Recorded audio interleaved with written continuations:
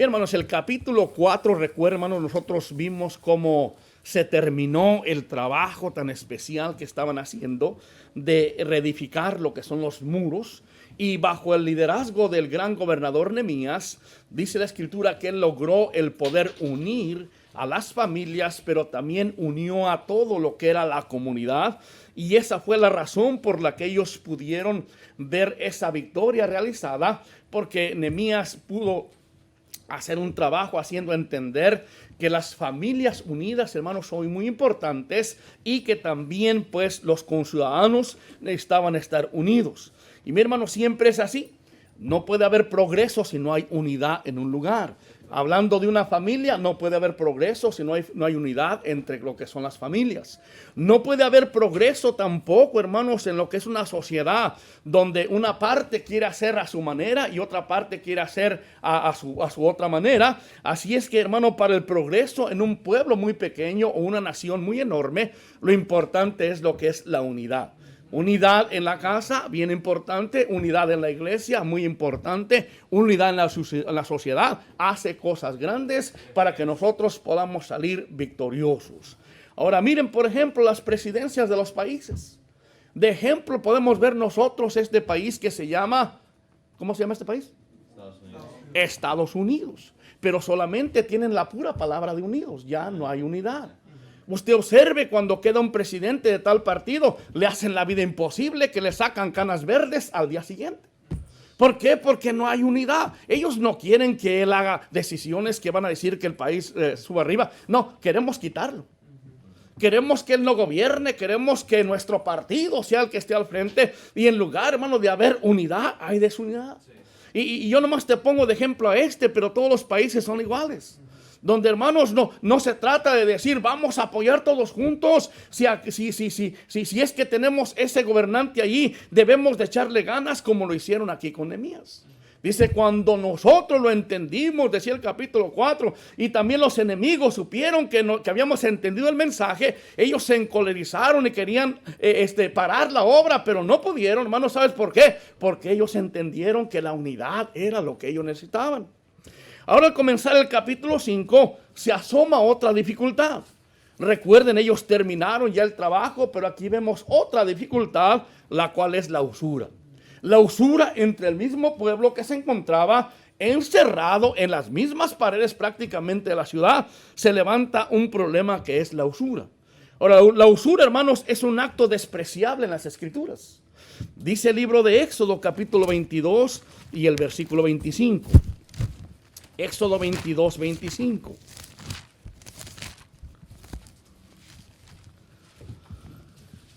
¿Llegaron ahí?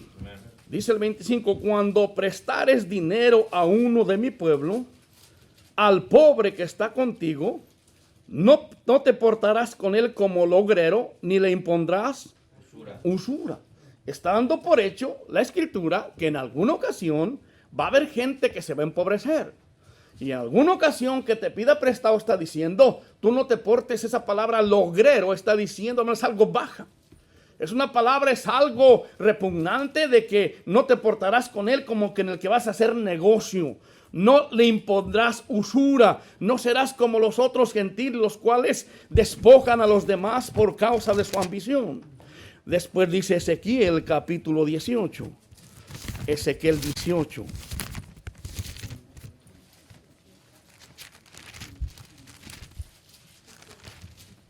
Y vemos el versículo 13. Ezequiel 18:13 dice así: prestaré a interés y tomaré usura. ¿Vivirá este? No vivirá. Todas estas abominaciones hizo. De cierto, ¿qué pasará?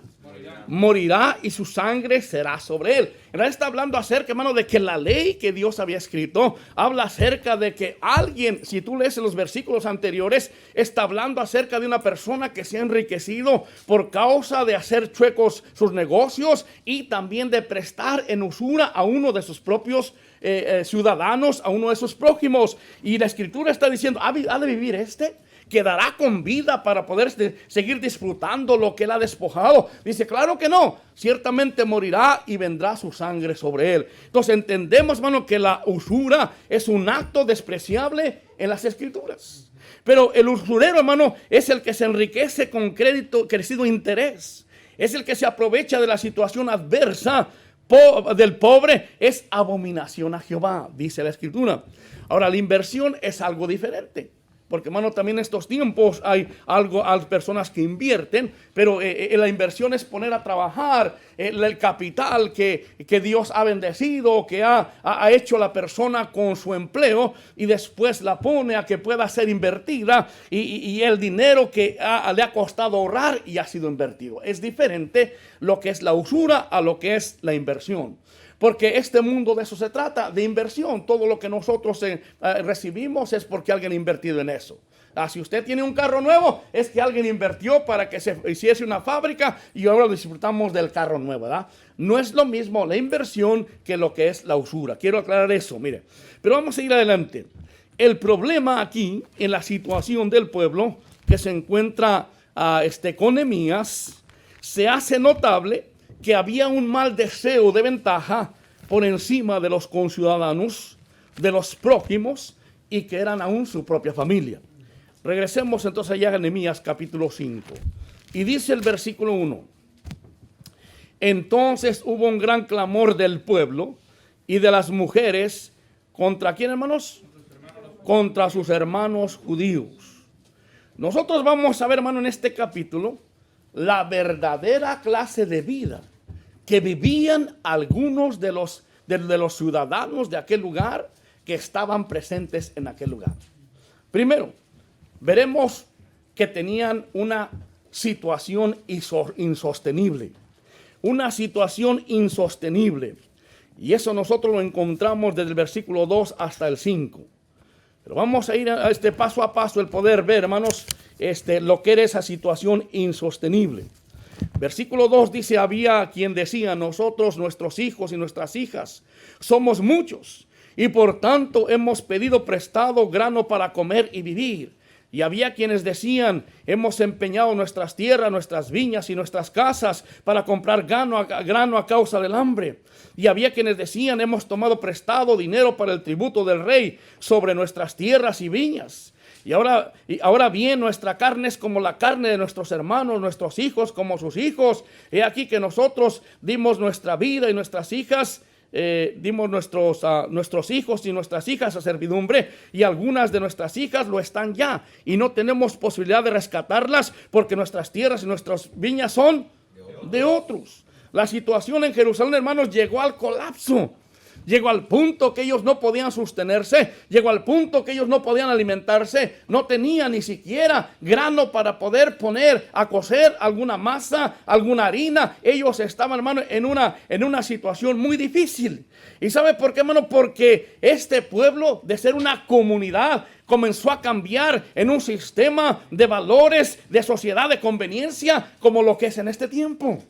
Mira, como todos los demás pueblos, solamente en los tiempos de la iglesia primitiva, Dios pudo contemplar algo en lo que en realidad Él quería que fuese su pueblo.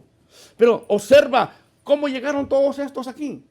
Todos venían con ofrendas que les dieron allá en Babilonia. Llegaron todos siendo iguales. No había diferencia. Se habían compartido todo lo que traían, pero ahora encontramos una sociedad que está, hermano, llena de conveniencia, llena de aquellos que podían aprovecharse de los demás, lo hacían sin tener ningún temor.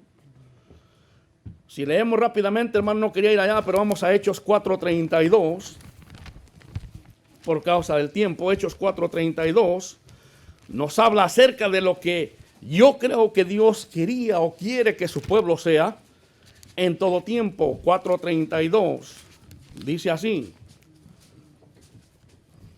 y la multitud de los que habían creído era de un corazón y un alma, y ninguno decía ser suyo propio nada de lo que poseía, sino que tenían todas las cosas en común. Y con gran poder los apóstoles daban testimonio de la resurrección del Señor Jesús, y abundante gracia era sobre todos ellos. Así que no había entre ellos ningún necesitado, porque todos los que poseían heredades o casas las vendían y traían el precio de lo vendido. Esto, hermano, es la idea del comunismo. Es la idea que sacan unos, oh, si todos fuésemos iguales, si todos tuviéramos y que no tuvieran ninguna necesidad y traen sus ideales del socialismo. Pero hermano, eso nomás es un puntal que traen por delante, porque el día de mañana cuando ya la situación dice está controlada, entonces es peor que cualquier otro país, porque entonces se levantan los poderosos y apachurran a los pobres, y eso es finalmente lo que viene siendo el comunismo. Pero esto que está mencionando aquí es en realidad lo que es ideal para un pueblo, en el cual no hay ningún necesitado, en el cual dice que nadie decía, esto es mío, sino que decía, oh, úsalo.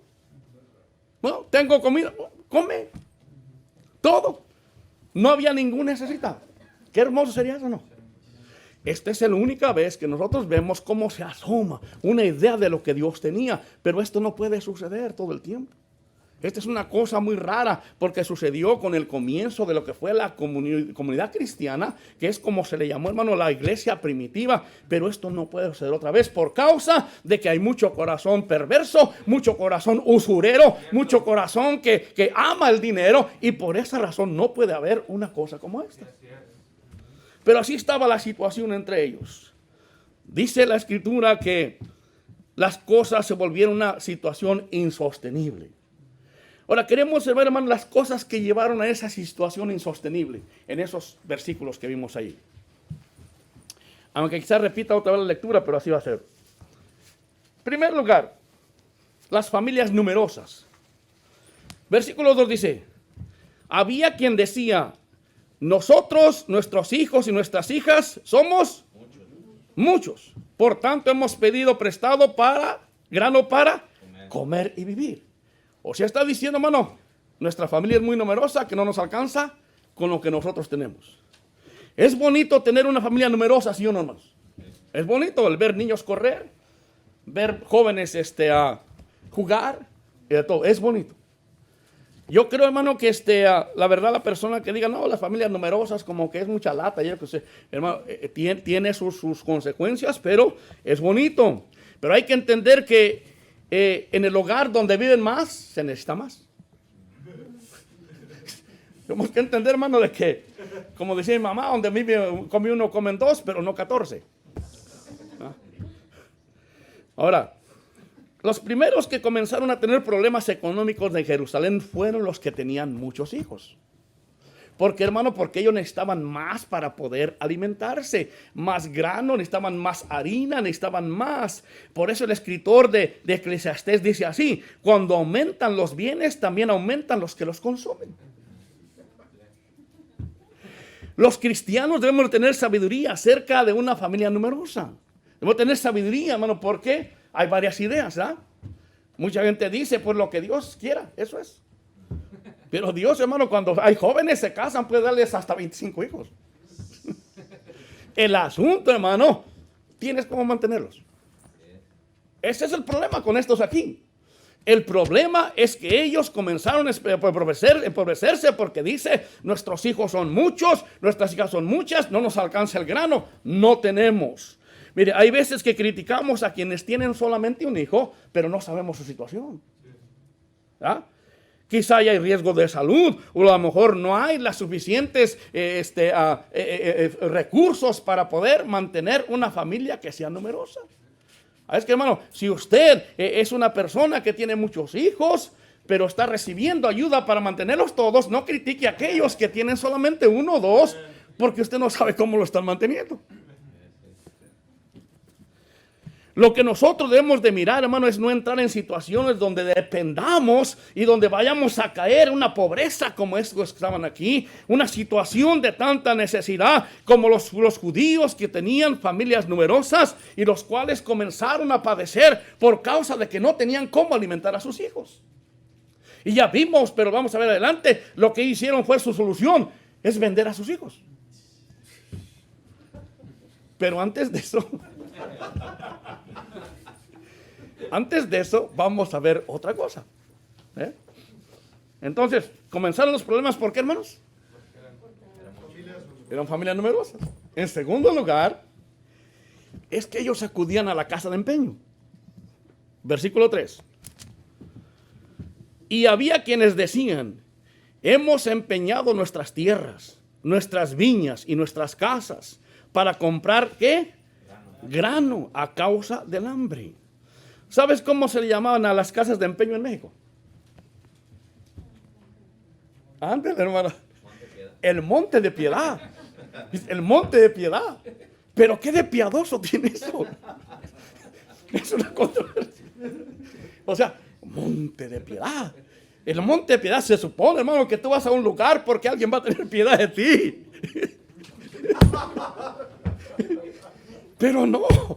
Estos malvados usureros, hermano, lo que quieren es que tú le lleves sus cosas y dártelas y darte un dinerito para que tú salgas de tu apuro. Y después cuando tú ya quieres pagar no puedes. ¿Por qué, hermano? Porque el que va a empeñar sus cosas es porque está hundiéndose y ya después no las puede recuperar. Y por eso después ellos a precio más alto venden las cosas y se hacen ricos y más ricos y el pobre se hace más pobre. Así que ese asunto, hermano, la casa del empeño es la casa del usurero. Los judíos que habían caído en sus garras no podían recuperarse, pues sus palabras dicen que ya habían empeñado todo lo de valor, sus tierras, sus cosechas y hasta sus casas. Todo en casa de empeño, hermano, ¿es la casa de quién? Del usurero. A ellos no les importa si tú tengas que comer o que vestir. Lo que a ellos les importa es darte un poquito de alivio, pero a cambio de tus herramientas de trabajo. A cambio de tus cositas que tú has ido acumulando y tienes ahí. Y de repente dices, bueno, con esta puedo salir de este problemita. Pero después cuando te viene otro problema mayor, entonces te vas a deshacer de otra cosa y otra cosa. Hasta que quedes como estos que decían que no tenían ni grano para comer. Ten mucho cuidado, mi hermano, no vayas a la casa del usurero. Te sientas como te sientas, nunca vayas a la casa del usurero porque ese hermano es el que te quiere despojar. Había más. Crédito sobre crédito. Versículo 4.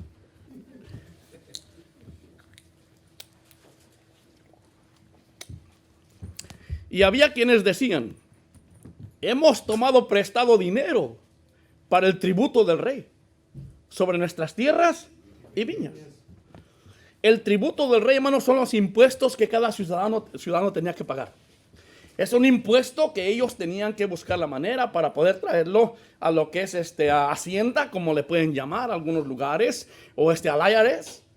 Tenían que buscar la manera de pagar. Y lo que ellos habían hecho es que ellos habían ido no solamente a empeñar las cosas, sino que ahora tenían que pedir prestado más para poder pagar algo que no era ni de ellos y que te iba a ser algo de los impuestos.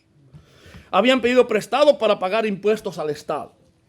Es totalmente reprobable, hermano, que una persona pida prestado a crédito para poder pagar otra deuda. Eso es reprobable. ¿Hay quienes lo hacen? Sí lo hacen. O sea, cuando te dicen, mira, tú tienes una tarjeta donde debes tanto dinero, te prestamos otra tarjeta. Y te hacen el barullo de que, mira, vas a pagar menos, lo que sea. Hermano, esa es otra trampa que están poniendo para que tú pagues con crédito lo que debes a crédito. ¿Sí? Ok. Las tarjetas de crédito no son recomendables para alguien que no tiene una economía solvente. ¿Cómo? ¿Que las tarjetas de crédito no es para que salgamos a comprar lo que no tenemos? Exactamente. Ya ves, eso te lo estoy diciendo. El asunto, hermanos, es que las tarjetas de crédito fueron para invertir los inversionistas en ti, para que trabajes sobre ellos, por ellos. Entonces, si usted tiene una cuenta de crédito, una tarjeta, nunca pida prestado para poder pagar una cuenta o pago mensual. Porque entonces crédito sobre y se hunde más. No es malo tener una tarjeta de crédito, lo malo es no saber usarla. ¿Ya? No es malo. La tarjeta de crédito se sirve para muchas cosas, te sirve para hacer crédito, porque aquí si no tienes crédito, pues no existes. ¿No? ¿Quieres comprar cualquier cosa? Dígame su crédito. No, pero aquí le fiamos aunque no tenga crédito. Sí, pero te fían a 35%. Y todos esos dealercitos que están por ahí de carros, chucarecos, que te dicen, mira, te vamos, un carro que usualmente vale $2,000, te lo venden en 13,000. Ah, pero traigo carro. A 35% El interés. Bueno, así es que, hermano, si usted en realidad es una persona que quiere un día tener algo y que sea algo que valga la pena, entonces usted comienza a hacer crédito. Y la manera que hace crédito es con una tarjeta. Pero si usted no puede pagar una tarjeta, mejor ni se meta a poder agarrar una tarjeta. Porque las tarjetas no son para los que no están solventes económicamente. Las tarjetas de crédito son para los que están solventes económicamente, que van a poder pagar. Vamos a la siguiente. Vemos el versículo 5, la esclavitud. Versículo 5 dice: ahora bien, nuestra carne es como la carne de nuestros hermanos, nuestros hijos como sus hijos. Y hay que nosotros dimos nuestros hijos y nuestras hijas a servidumbre. Y algunas de nuestras hijas lo están ya. Y no tenemos posibilidad de rescatarlas porque nuestras tierras y nuestras viñas son de otros. O sea, hermano, lo que había sucedido, ellos dicen, ya no hay reversa, no podemos, no tenemos la fuerza, no tenemos la posibilidad económica de poder rescatar nuestros hijos que están esclavos, porque hermano, los habían vendido para poder pagar lo que ellos estaban consiguiendo para consumir, para comer. Por eso le dije, hermano, que ellos la solución que buscaron es, pues tenemos tantos hijos, hay que venderlos para poder pagar lo que otros consumen. Y claro, hermano, en eso existe mucha de verdad, lo que es en varias familias, quienes, hermano, regalan a sus hijos para poder pagar y poder seguir manteniendo a los demás. No sucede aquí en Estados Unidos, pero sucede en otros países, yo lo he visto. ¿No?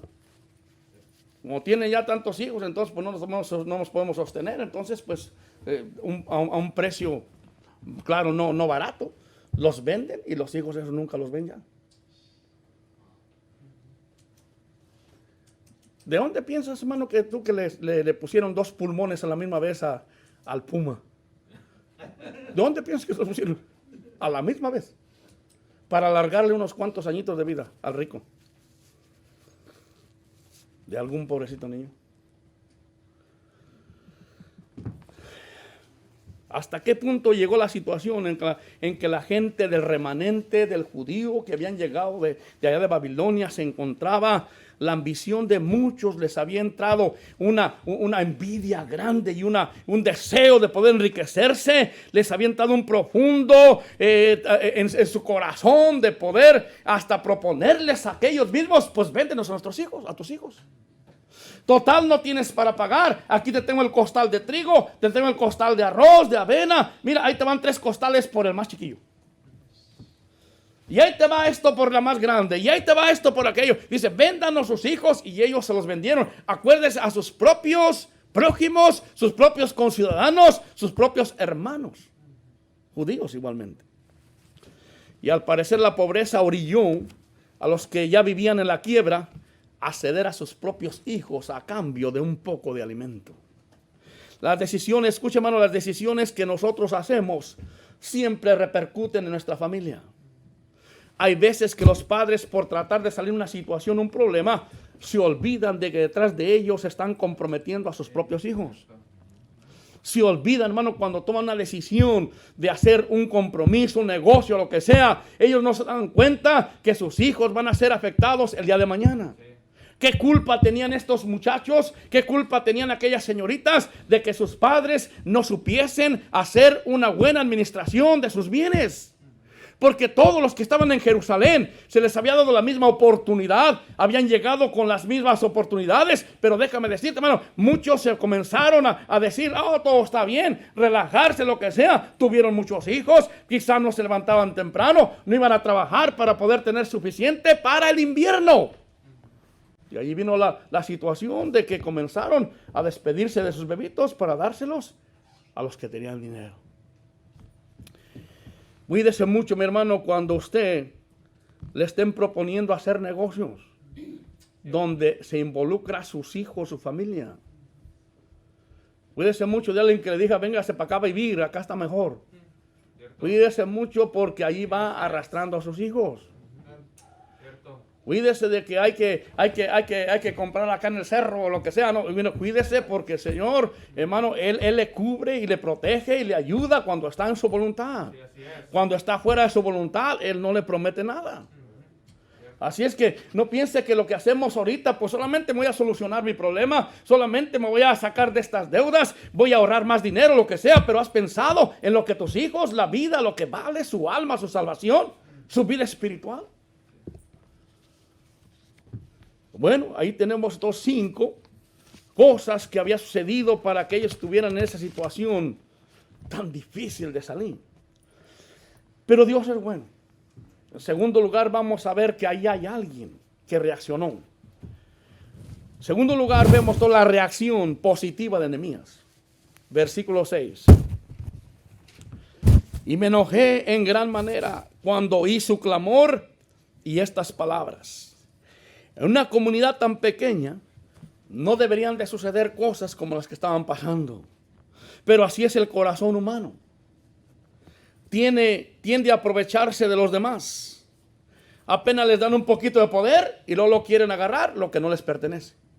Y mírenlo en todas partes. Pueblos pequeños, ciudades grandes, países pobres, países ricos. Cuando todos llegan, hermano, a lo que es la oportunidad, no les importa desfalcar a nadie. No les importa el despojar a los demás. Porque dicen, para eso estoy en el poder. Los políticos piensan, hermano, que ellos quieren llegar al poder no para en realidad ayudar a las personas. Ellos quieren llegar al poder para ver cuánto puedo agarrar. Y es la mentalidad que está sucediendo en toda la gente acerca incluso de los estudios que estábamos hablando el otro día con Chava. Que, hermano, pues el doctor en estos tiempos, él ya no está queriendo estudiar esa carrera para ayudar al prójimo. Está queriendo agarrar esa carrera para sacar más dinero. Y se está haciendo ya planes diciendo, voy a tener una casa en tal parte, voy a tener el carro, el nuevo que está saliendo de estos de luz. ¿Cómo se llaman eso? Tesla.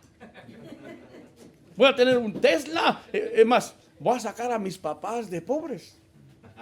Ellos no están pensando, hermano, en que necesitan ellos estudiar y prepararse para poder aliviar los dolores de la humanidad. No están pensando en que ellos van a ayudar a lo que es el prójimo. Están pensando cómo van a ser ricos en este tiempo. Y eso es todo el mundo.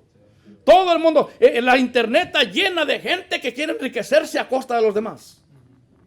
¿Sabes qué es lo más triste que existe y que yo he visto en realidad en este mundo? Es que, mi hermano, allí en una mesa están navajeando a una persona, le están metiendo unas puñaladas y los ingratos, en lugar de llamar al 911, están grabando.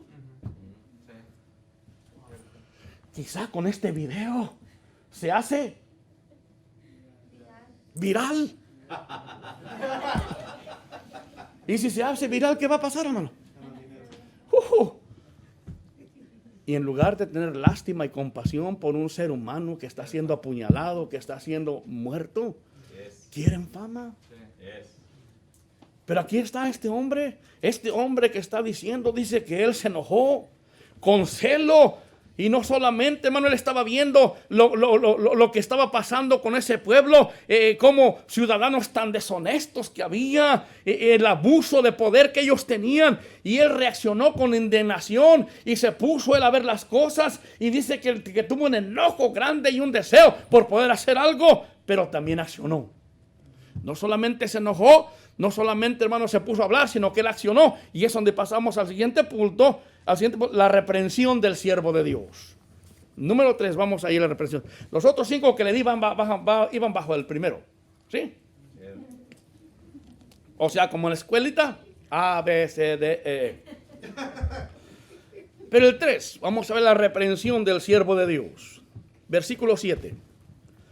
Entonces lo medité y reprendí a los nobles y a los oficiales y les dije: ¿exigís interés cada uno a vuestros hermanos? Invoqué y convoqué contra ellos una gran asamblea. Y dice, y les dije: nosotros según nuestras posibilidades rescatamos a nuestros hermanos judíos que habían sido vendidos a las naciones. Y vosotros vendéis aún a vuestros hermanos y serán vendidos a nosotros. Y callaron pues no tuvieron que responder. Y dije: no es bueno lo que hacéis. No andaréis en el temor de nuestro Dios para no ser aprobio de las naciones enemigas nuestras. Ahí los tienes. Ahí dice, comenzando ahí el versículo 7, ¿a quién tuvo que reprender Nehemías? A los nobles y a los oficiales. Los nobles son los pudientes. son aquellos que se habían enriquecido a base de la pobreza de los demás. Son aquellos que habían tenido esa habilidad y esa estrategia de poder adquirir las parcelas, las cosechas y todo lo demás. Se habían adjudicado las tierras de los desaventurados o los desventurados y que no tenían que comer. Los oficiales son los que tenían puestos públicos. Aquellos encargados, empleados de la ciudad, encargados de lo que es a distribuir los bienes comunitarios, encargados de velar por la protección del pueblo. Estos son los oficiales. Ahí entra lo que es la guardia, entra lo que es la policía, entra lo que son los jueces, entra todos los que tienen el poder para poder hacer el bien. Pero aquí yo los llamo los aprovechados. Pero Nehemías lo reprendió. Lo reprendió, dijo, no podemos hacer eso. No pueden ser tan rateros. No pueden ser tan ingratos. Escuche cómo hacen falta hombres que estén dispuestos a reprender a aquellos que están en esta clase de poder. Hacen falta hombres, hermano, en lo que son las alturas del gobierno, donde alguien tenga un poquito de compasión y comience a gritar y comience a decir, esto que se está haciendo no está correcto. Hacen falta siervos como este Nehemías que tenga el valor para poder denunciar el poder y las mañas de aquellos que están empobreciendo lo que es más a la comunidad y están aprovechándose de los desvalidos. Escuche a los que están en el poder, a los que viven en la opulencia. A ellos no les afecta que suban o bajen los precios de la comida. A ellos no les importa. A ellos no les importa si la gasolina se dispara a valer $7 por galón. Porque ellos, hermanos, están siempre drenando lo que es las riquezas de que pertenecen al pueblo, aquellos que debían de estar protegiendo. Yo me recordé el otro día acerca de petróleos mexicanos. Que a quién se le ocurre aventar un oleoducto que atraviesa todo el país. Sí, hermano, las cosas son así. Mira, usted ve cada gasolinera, usted ve casi a medianoche llegando unas pipas, vaciándole allí lo que son y midiéndole por galones, ¿verdad? Pero en México un tubo así, corriendo todo el oro del petróleo. Y luego los oficiales fueron y se compraron un ranchito cerca donde pasa el oleoducto. Le metieron cegueta, le ponen después un cople y tienen su propia llave. ¿Qué les importa a ellos si aumentan la gasolina o no? ¿Qué les importa que aumente lo que sea si ellos están vendiendo constantemente la gasolina? Y por eso después dijeron, oye, cierta gasolinera en tal parte, ellos no consumen gasolina de Pemex, ¿verdad? Dijeron, sí, ¿cómo no? Dice, pero pues aquí no aparecen en los pagos. Tienen como 3 años que no han pagado ni una gota. No, pues es que ellos la reciben por otro lado. La reciben de parte de los oficiales.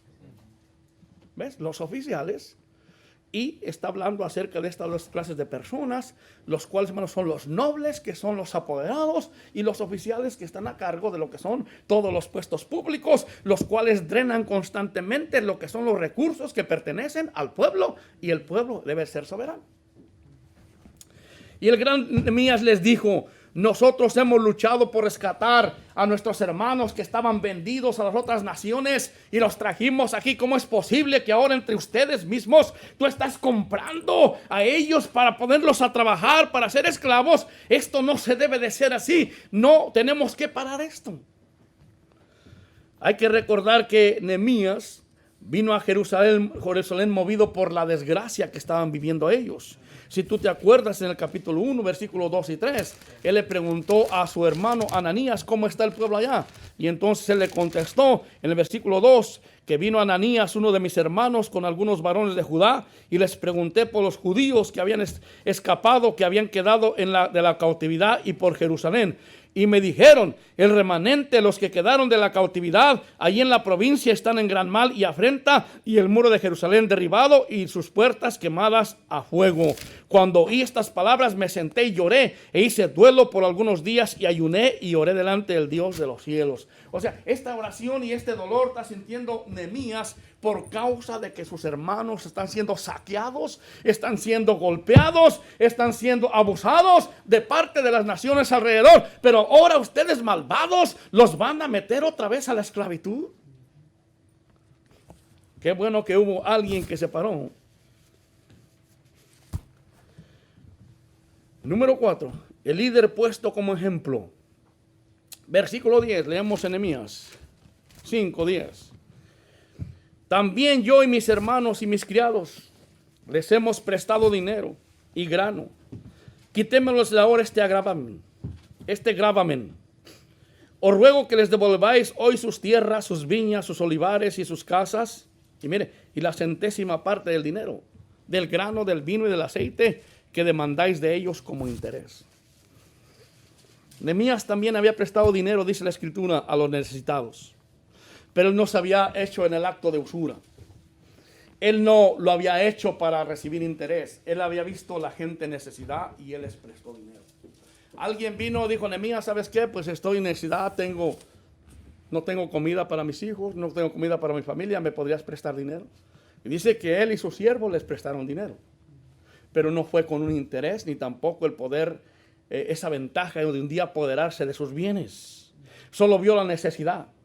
Pero él les dijo a los demás, a los oficiales y también a los nobles: he meditado y lo que vamos a hacer nosotros es que les vamos a quitar esa carga que ellos tienen, ese agravio. Así es que vamos a devolverle todo lo que una vez nosotros hemos agarrado de ellos. Le regresa sus tierras, sus cosechas, y le vas a regresar también la 7ª parte de lo que tú les has cobrado de más para que ellos tengan que comer. Eso era algo muy, pero muy pesado para los usureros. Usted imagina, hermano, que una persona de esas que es tan huraña y también con amante del dinero, y tú le dices: tienes que regresar toditito lo que tú te has quedado con ello. Que hubiera una ley que fueran a todas estas casas de empeño de la Garra de León y comenzaran a decirle a los dueños: todo lo que tú has desfalcado a la gente tienes que regresar. Y es más, tienes que regresarle también una parte de lo que se ha gastado. Escuche, hermano, por causa de los préstamos entre los hermanos surgen muchos problemas. Pero yo te voy a decir por qué surgen los problemas. El problema no es prestarse entre hermanos. El problema es porque no hay madurez en cómo resolver este asunto. Ese es el problema. Si usted tiene la bondad de prestarle dinero a un hermano en necesidad, si no pudiere pagarle, no comience a enojarse ni a patalear por todas partes. Que con tan buena fe que yo hice esto. Te voy a decir, si tienes buena fe, hoy lo vas a ver. Piensa en esto. Piensa en esto. Dios te ha bendecido muchísimo más que a los otros, que hasta les puedes prestar dinero. ¿Ves? Fíjalo, eso es la madurez. Es el poder pensar, no estar cuidando de que, mira, pues ya tengo menos en lo que es mi capital. No estés pensando a que, si el hermano no me paga, entonces me voy a ir a la quiebra. No, tú estás pensando en su vida que está viviendo él, en su familia, cómo estará. No tienen para sus necesidades y tú tienes hasta la bendición de poder prestarle a alguien. ¿Verdad que el dinero que tú lo prestas, hermano, no lo estabas utilizando para pagar la renta? Si no, no lo hubieras prestado. ¿Ah? Yo sé que hay algunos que dicen: mira, pero para tal tiempo, porque con ese dinero pago la renta. Y luego resulta que no le pagan ni en 6 meses y ya ha seguido pagando la renta. O sea, hermano, que se necesita madurez para poder decir: ¿sabe qué, hermano? Pues ahí está todo, te perdono la deuda. Eso está difícil. Vamos, no pienses mal que estoy hablando solamente acerca de que tú tienes que sufrir. Vamos a ver también después a los que piden prestado, porque les toca más abajito. Pero mientras tanto, hermano, el problema de que la gente, de que yo siempre digo a los hermanos, no hagan haciendo préstamos con los demás, es porque no tienen la madurez para cómo poder manejar ese asunto. Si alguna vez usted, hermano, alguien le pide dinero prestado y usted, hermano, se lo presta, usted tiene que estar decidido que ese dinero pues no va a volver. Porque esas cosas utiliza el enemigo para poder meter disensión dentro de los mismos hermanos para que haya más estrago. Y ahora si alguien, hermano, no tiene para pagar, pues no ande pidiendo prestado. Es lo mismo que agarrar tarjeta de crédito. Por eso vamos a seguir adelante aquí, hermano. Mire, la promesa de los usureros. Versículo 12. Ahí está la promesa de los usureros. Y dijeron, lo devolveremos y nada les demandaremos. Haremos así como tú dices. Entonces convoqué a los sacerdotes y les hice jurar que harían conforme a esto. Y además sacudí mi vestido y dije, así sacuda Dios de su casa y de su trabajo a todo hombre que no cumpliera esto. Y así se ha sacudido y vacío. Y respondió toda la congregación, amén. Y alabaron a Jehová, y el pueblo hizo conforme a esto. La propuesta, la exhortación que le hizo Nehemías les pareció bien. Van a regresar todo lo que tenían. Ya hasta andaban con yuntas de bueyes sembrando allá su tierra, diciendo, mira cuánta tierra tengo. Ya hasta andaban metiendo también ahí a poder cosechar. Y entonces cuando se dieron cuenta, tenemos que regresar todo esto. Y no solamente tienen que regresar todo esto, sino también tienen que regresarle la séptima parte de lo que han ya consumido. Pero los nobles y los oficiales, ellos cuando recibieron la exhortación, fueron movidos por lo que es la decisión espiritual acertada. Perdonar todas las deudas y regresar a los demás, a sus deudores, esa fue una decisión acertada. Tú no podrás ver hoy en día cosas así en este mundo, no las puedes ver. Pero es el principio que los creyentes debemos de aplicar porque somos cristianos. Y estamos hablando acerca entre hermanos. Perdonar todas las deudas. Ahora, pero siempre y cuando sea un caso de honestidad. Siempre y cuando una situación que es digna de tan alto principio. Porque el consejo es para alguien que con toda honestidad no tiene posibilidades de salir de una deuda. Entonces viene a ti y te pide la ayuda, tú se la das porque tú sabes que esa persona está en una posibilidad de que no tiene más recursos más que solamente tú. Pero tú tienes que tener sabiduría y no le vayas a prestar a una persona que quiere solamente para gastar en sus deleites. Ese es diferente. Si tú ves que es una persona, mira, y por eso a veces vemos, pero mira, y ese no me paga y mira lo que anda comprando. Y mira, sabe que tiene una deuda conmigo, pero sabe por qué anda comiendo en los restaurantes. Tienes que tener sabiduría. El poder hacer un movimiento de esto se trata con una persona que en realidad tiene necesidad. Ahora, ¿cómo puedo saber si una persona está en necesidad y me viene a pedir prestado? Tienes que orar a Dios. Tienes que orar a Dios, Señor, yo estoy orando por esta persona, sé que tiene una necesidad. ¿Cómo puedo hacer para ayudarle? Y el Señor te va a dirigir si le prestas el dinero o no. O si te dice, bueno, tengo aquí $200, se los voy a regalar, no tengo más. No se preocupe, nunca me busque para regresármelos, son suyos y no tenemos problemas. Pero ¿en cuánto quieran? Le sacan una paca así. ¿Qué hermano, usted no pone dinero en el banco? No, dice, yo no confío en los bancos.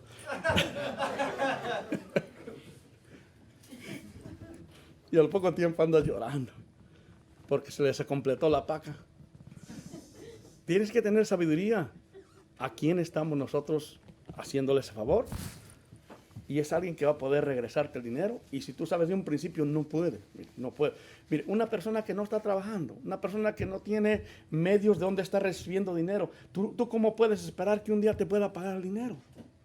Tú tienes que decir simplemente, mira, este es el dinero que tengo, es para usted, se lo voy a regalar, no se preocupe. En lugar de después meterte en problemas y andarle viendo que porque pues aquel día pobre no se puede comprar ni un taco porque dice, ya anda comiendo en restaurantes. Entonces el principio, hermano, es alguien para que está haciéndolo con honestidad, por necesidad, en realidad que vale, no alguien que va a andar el poder nomás despilfarrando el dinero y malgastando lo que se le ha prestado. No, no es eso. Hay que tener uno siempre el poder tener discernimiento y no ayudar a aquel que se burla de lo que es de los recursos de los demás. Número 6, el compromiso del pueblo. Ya vimos que ellos estuvieron de acuerdo y ellos entonces van a hacer su compromiso. En el versículo 13, estamos yendo ya casi a la recta final. 13. Además sacudí mi vestido. Ya lo vimos, ¿no? ¿Sí? Bueno, además sacudí mi vestido y dije, así sacuda.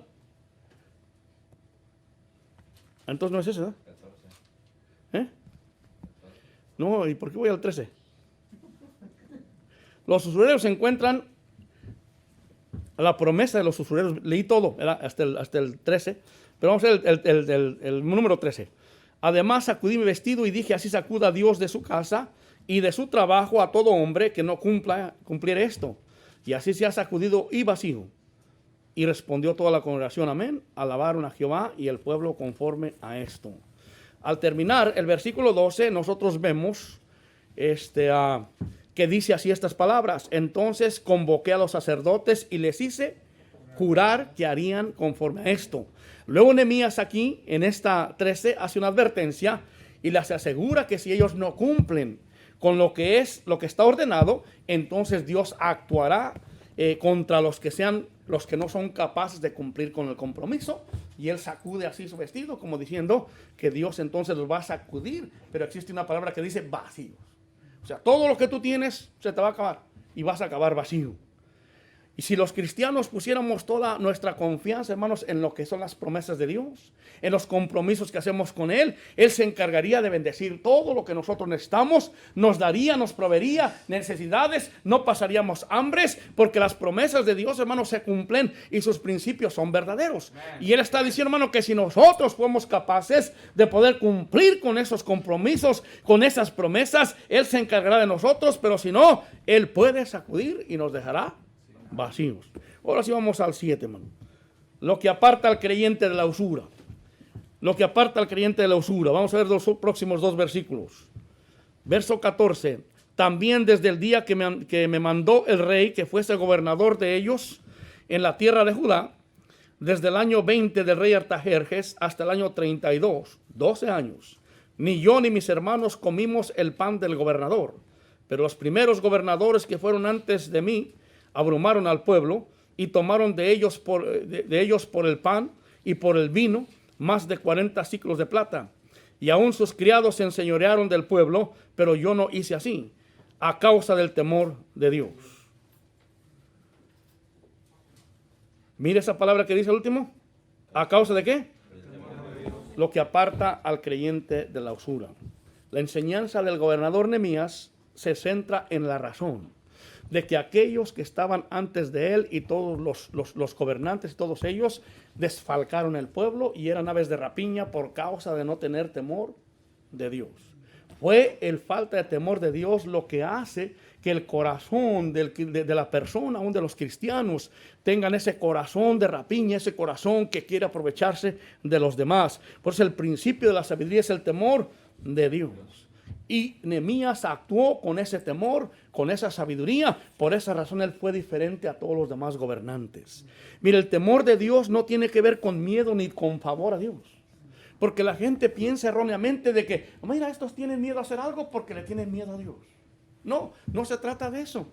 No se trata de andar uno con temor diciendo, ay, si Dios me castiga o si Dios me hace esto. No, hermano, no tiene nada que ver con esto. El temor no debe de ser el sufrir castigo por tus hechos. El temor del Señor es que tus hechos avergüencen al Creador, a tu Dios único, quien te ha bendecido. Es el temor.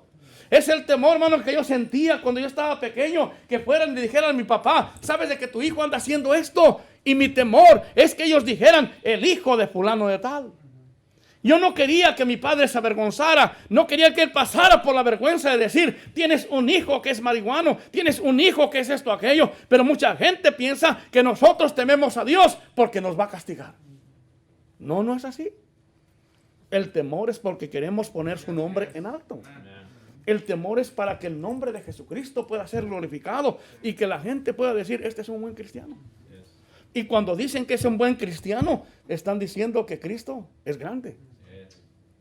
Pero cuando dicen, mira este cristiano atarantado, están hablando en contra de Cristo. ¿Ves? Entonces el temor de Dios es ese. Entonces, hermano, escúcheme, el temor de Dios es diferente a lo que piensan todos los demás. El temor de Dios es que nosotros debemos de temer que el nombre de Cristo sea blasfemado por los paganos. Ahora déjame decirte, este mundo no podrá cambiar hasta que no conozca el temor de Dios. No podrá cambiar. Hay buenas personas en este mundo, hay buenas personas. Hay personas, hermano, que han crecido con principios buenos de sus padres, de sus familias, porque eran gente, hermano, que tenían algún temor. A veces sabemos que quizá no tienen el temor centrado donde debe estar, pero hay hombres que han crecido con esos principios y, hermano, que no roban. No son mentirosos, pero son pecadores. Pero este mundo no puede cambiar hasta que los gobernantes y los principales conozcan el temor de Dios. El temor de Dios es, hermano, el que aparta al ladrón de la rapiña. El temor de Dios es aquel que sacude sus manos para no recibir cohecho, para no recibir el soborno y no recibir a cambio algo por causa de hacer algo por ellos. El temor de Dios es que cambia el corazón del usurero y del que busca riquezas injustas despojando a los demás. Es el temor de Dios. No es el cambio de gobierno lo que este mundo necesita para ser mejor. No son más policías ni más cámaras de vigilancia en los negocios. Lo que este mundo necesita aprender es el temor de Dios. Comenzando por aquellos que claman ser cristianos como ejemplo. Que dice, si usted es cristiano necesita aprender a tener temor de Dios. Y tener temor de Dios, hermano, es cuide mucho lo que habla, no sea mentiroso, no estafe a los demás. Por el contrario, ayude a los demás. No andar presumiendo de lo que uno no tiene. El temor de Dios, hermano, no es solamente el poder decir, oh, yo temo a Dios. Bueno, eso se muestra con los hechos. Este hombre, su gran virtud es que él era un hombre temeroso de Dios. Y él está diciendo todo lo que pasó antes. Estos vivían del pueblo, estos acumulaban riqueza, robaban la comida, el dinero, el vino, y todo lo hacían, pero porque no tenían temor de Dios. Si algo nosotros podemos tener de valor en nuestras vidas, hermanos, es el temor de Dios. Termina el versículo 16 al 18. Nehemías invirtió en la obra igual que los demás. Dice el 16, también en la obra de este muro restauré mi parte, y no compramos heredad, y todos mis criados juntos estaban ahí en la obra. De por sí, hermano, ya es una gran virtud, que él no deseó la tierra donde estaba viviendo, no quiso ni comprar casa. Él vivía en un simple lugarcito, pero él se encontraba trabajando constantemente, no solamente él, sino también sus criados, trabajando en el muro. Después compartiendo sus alimentos. 17 dice, además 150 judíos y oficiales y los que venían de las naciones que había alrededor de nosotros estaban a mi mesa. Lo que Dios le había bendecido, él lo compartía. ¿Tú piensas que este hombre podía ser rico? ¿De dónde se iba a enriquecer? Si él había hasta 150 personas que no estamos llamando, que eran gorrones, eran trabajadores, eran gente que venía a ayudar y los mantenía. Ellos decían, véngase, aquí vamos a comer todos, aquí nos alcanza para todos. Hermano, la gran cosa, hermano, de uno que disfruta la vida es compartir con los demás las bendiciones que Dios nos ha dado, los alimentos. Qué bueno es cuando tú, hermano, en tu casa preparas una buena comida y tú invitas personas que vengan a disfrutar. Eso es muy bueno, es muy bueno. Se siente bien. Pero sin embargo, hermano, el tacaño y el usurero, él nunca va a abrir la puerta de su casa a otras personas. No. ¿Sabes qué es lo que piensa el usurero? Es más, ni siquiera va a aceptar una invitación tuya, porque va a decir, es que después yo tengo que corresponder. Y los usureros así son, no, yo no quiero tener esa carga después, yo voy a tener que invitarlo, no. No siendo carga a nadie, dice el versículo 18, y lo que se preparaba para cada día, mire, era un buey y 6 ovejas escogidas. También eran preparadas para mí aves, y cada 10 días vino en toda abundancia. Y con todo esto nunca requerí pan del gobernador, porque la servidumbre de este pueblo era grave. O sea, tú ves el corazón de alguien que está preocupado ¿por quién? Por el pueblo, porque su servidumbre es grave. Pero ¿qué hace un gobernador, hermano? ¿Qué hace un gobernador? Vamos a hacer una inauguración. Y la inauguración, hermano, están haciendo toda clase de fiestas, pero ¿el dinero de quién es? Del pueblo. Y él está diciendo, yo no quise ser carga ni al pueblo, ni tampoco al gobernador, ni a nadie. Yo puse mi propio dinero. Hermano, que entendamos, hermano, que a veces tenemos que, nosotros, mira, a veces nosotros pensamos de que, no, si ponen los hermanos lo demás, pues es mejor, yo no gasto lo mío. Mientras tú inviertas más en algo así, el Señor más te bendice. Sí, es cierto. Este es un tremendo líder. Observa. No solamente los ayudó, le levantó el ánimo para trabajar, sino después aquí los tiene a la mesa. 150 personas todos los días. Un güey. Y luego después tantas ovejas. Y al que no le gusta carne, pollo. ¿Eh? ¿No le gusta pollo? Pues aquí están unas guacamayas. Versículo 19 terminamos. Acuérdate de mí para bien, le dice a Dios. Dios mío, y de todo lo que hice por este pueblo. Una buena memoria. Estas palabras están escritas, hermano, por cerca de 3,000 años, en las cuales todavía nosotros podemos ver ejemplos de alguien, hermano, que tuvo en realidad un corazón generoso, dadivoso, temeroso de Dios, un corazón ejemplar.